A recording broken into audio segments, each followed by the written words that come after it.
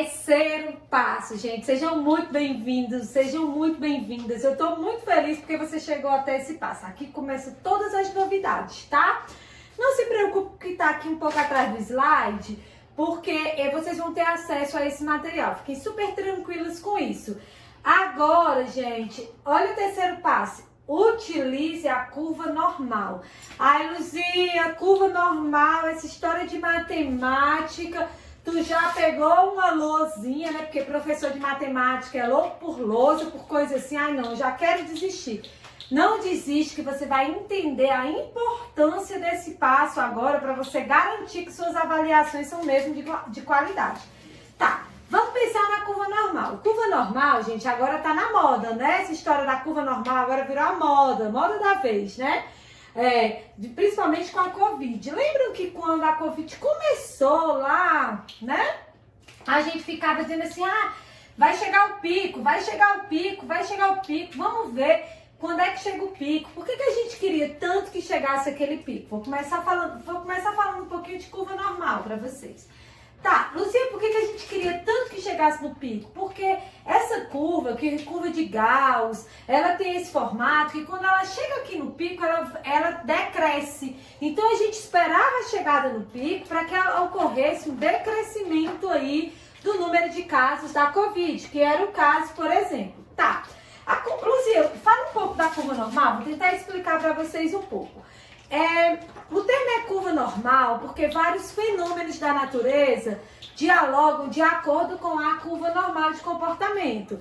Sei lá, se eu mandar você medir, por exemplo, vamos supor que tenho 30 alunos na sala e eu peço aos 30 alunos, cada um dê uma régua e eu peço a esses alunos para que eles meçam, por exemplo, o tamanho de um livro. Certamente, mesmo com o mesmo instrumento de medida, alguns vão medir esse livro um pouco maior, outros um pouco menor. Enfim, irá haver oscilação nessa medida, tá?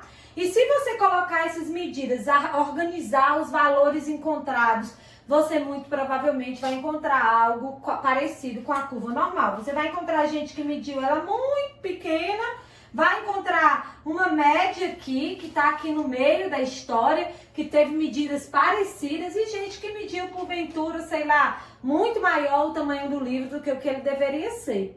Então, gente, só que esse fenômeno, ele acontece em diversas situações aí, da vida cotidiana também. Por isso, né, que é chamada curva normal de comportamento. Então, quando a Covid começou o processo, se esperava que o comportamento do número de casos fosse de acordo com essa curva normal. Massa, Luzia. Mas o que isso tem a ver com a avaliação? Tá, se eu posso usar a curva normal para diversos fenômenos da natureza, por que não usar a curva normal para a avaliação? Tá. Lembra que na vez passada eu disse para vocês no passo 2 que vocês separassem os itens de vocês em fáceis, médios e difíceis? A gente pode usar a curva normal para distribuir uma quantidade de itens médio, de dificuldade médio, uma quantidade de itens de dificuldade difícil e uma quantidade de itens de dificuldade fácil. Tá, Luzia, mas por que isso vai me ajudar? Porque o comportamento humano e de diversos fenômenos funciona conforme essa curva. Então, usar essa curva para eu montar a minha avaliação é um pouco eficiente. Tá bom, Luzia, tá.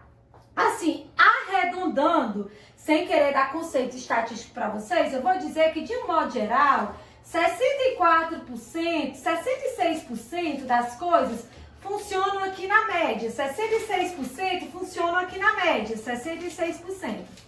17%, e aí os outros 34% estão ali nas caudas, né? E aí eu vou separar os 34% em 17 e 17, tá?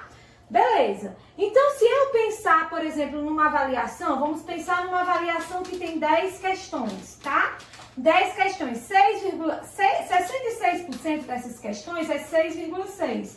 Então, eu deveria ter 6,6 questões médias, tá? 17% vai ser 1,7. 1,7 fáceis e 1,7 de questões difíceis. Mas não faz sentido permitindo quebrar a questão assim. Então, você pode trabalhar da seguinte forma. Em vez de 1,7, vamos arredondar para inteiro, vamos botar 2 questões fáceis, vamos colocar nessa avaliação 6 questões de nível médio, de dificuldade média, e 2 questões de dificuldade maior, né? 2 questões que sejam difíceis. E aí, o que aconteceu? Numa prova de 10 questões, eu consegui distribuir a dificuldade das minhas questões atendendo a curva normal de comportamento. Então, por isso que o terceiro passo é usar a curva normal do comportamento.